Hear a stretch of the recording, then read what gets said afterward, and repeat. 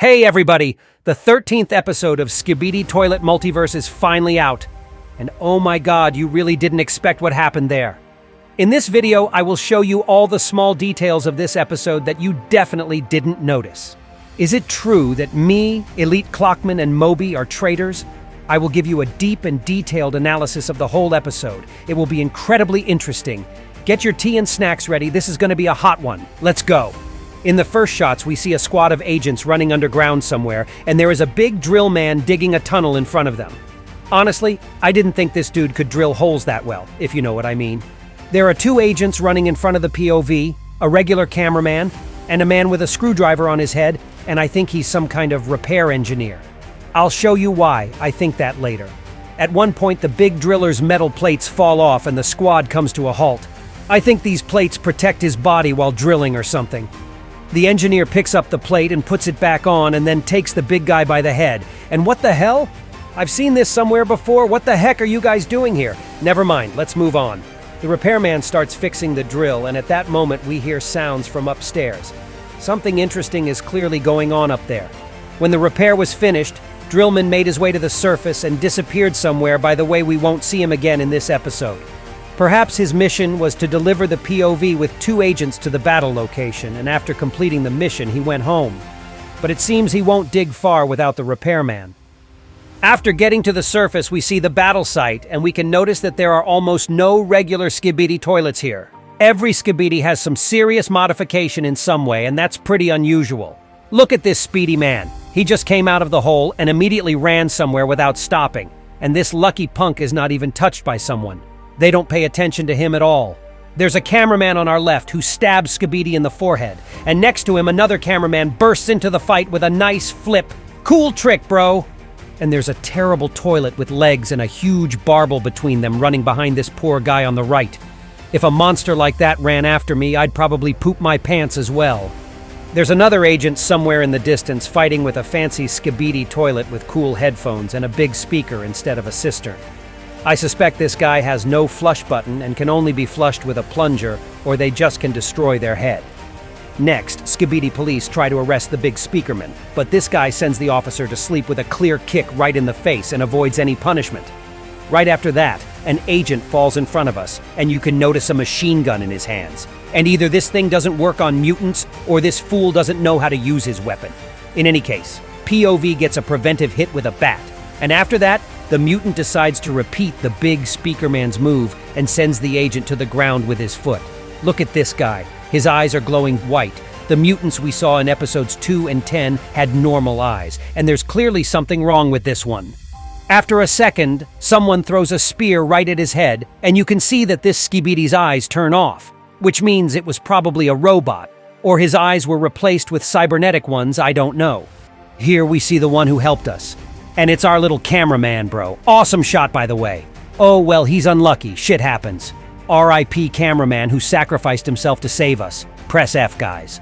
Our bro gets bombed by a Skibidi helicopter, and, well, turns out they may be not so useless. After that, the POV picks up a mutant's bat and runs to this toxic toilet.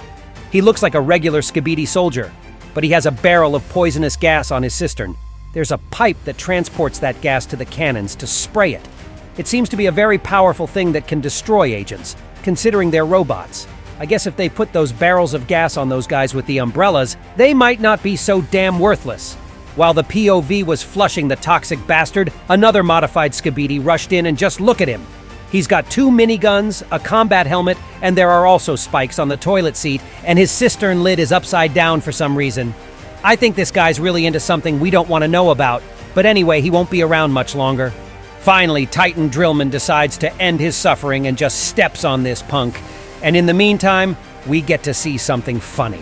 Cameraman fights with some Skibidi bum on the bridge using his karate skills and then finishes his combination with a smacky slaps on the face. But for some unknown reason, it didn't help him and the bro goes down. Now let's talk about Titan Drillman. In this shot, you can see that there's nothing sticking out of his core.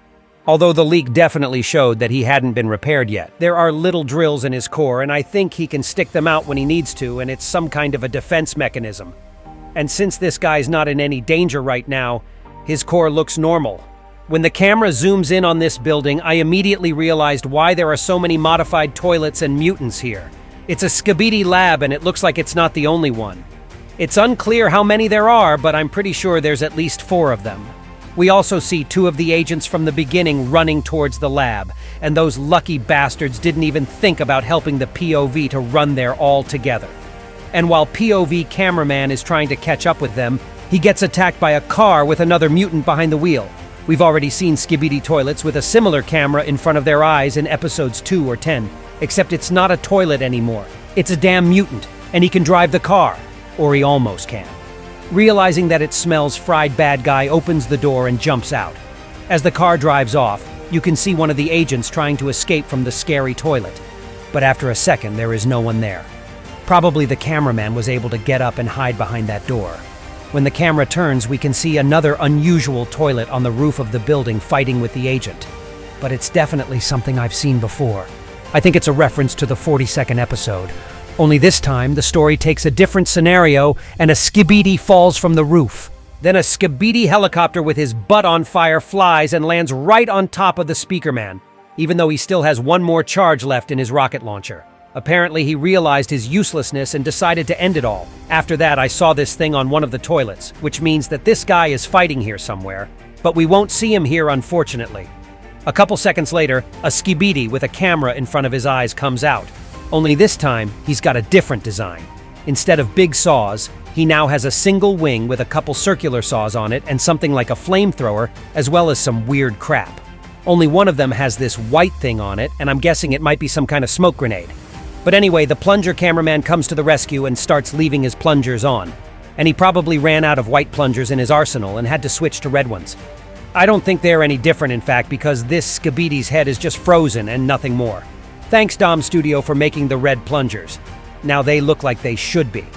Also, the plunger cameraman's transport has also changed a few things since episode 10. On his left side, there is a cannon, and the spikes between the armor plates are gone. Also, in the 10th episode, you could see this white thing, but I think this is the last white plunger that Cameraman used on Skibidi.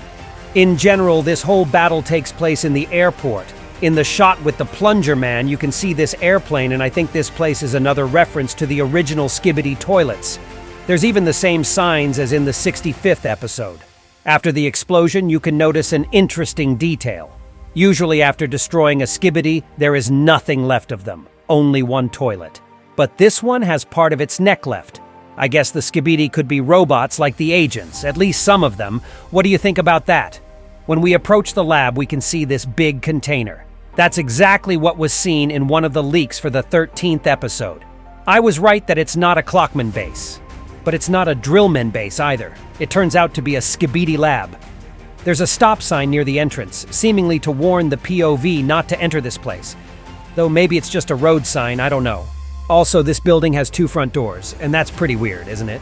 After the last cameraman enters the 4th Skibidi lab, the big Speakerman closes the door, and we can finally see what's going on inside here. I think the most important piece is this book called Big Text. Also, there are several boxes with radioactive materials. On this monitor, you can see that there is a scan of something that looks like a brain. But it is not clear whose brain it could be, because if the agents are robots, they can't have a brain. Perhaps they were trying to modify Skibidi Toilets or mutants somehow in here. There are a lot of lines drawn on the board.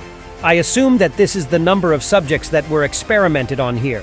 This particular base is probably where the Skibidi were connected to the agents, but I can't tell you that for sure. There's an image of some place on this monitor, so apparently it's connected to one of these Skibidis and can be watched through it.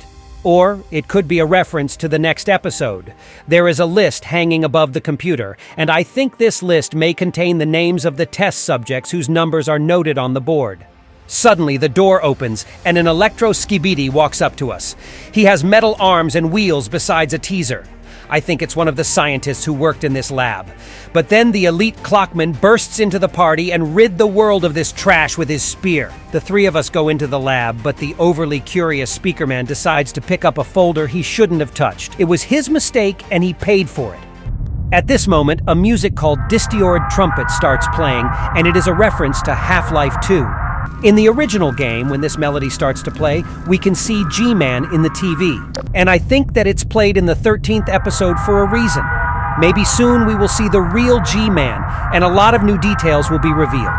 The Elite Clockman gets rid of it with his robo-arm in the back, and it becomes clear where his spear is gone. At this moment, text "No spoilers" appears on my head, and Moby brings a folder with documents. Then I just burn it. And look, the fire from my screen didn't harm this guy in any way. Or he's drawing. I don't know who he is. In fact, I think this dude has crazy powers. Maybe he can be everywhere at once, but he's not a material entity. And one of the ways he can interact with the world is with this damn pointer. But I'm sure we'll learn a lot more about him in the future. So what about me? In addition to being GigaChat and teleporting, my monitor can emit flames. I'm sorry, Elite, but I have to say that TV Woman teaches me that. Don't ask me in what way. At first glance, it looks like we're the villains who got rid of the agents, but I assure you we're not. This bastard wanted to spoiler the whole plot of this wonderful series, but we didn't let him do it to keep you interested in watching. I'm really sorry it happened, and if the Plungerman will stay away from the Speaker Woman, nothing bad will happen. It's actually very suspicious that we were at the Skibidi base last time, and now we're at their lab. Meanwhile, the Alliance is fighting hard against Skibidi, but no one is trying to touch us. But with all this, I think that Dom Studio just wants to confuse you, and we are definitely not traitors. And be sure to subscribe to my channel so you don't miss anything. And that was me, Isotoilet. See ya?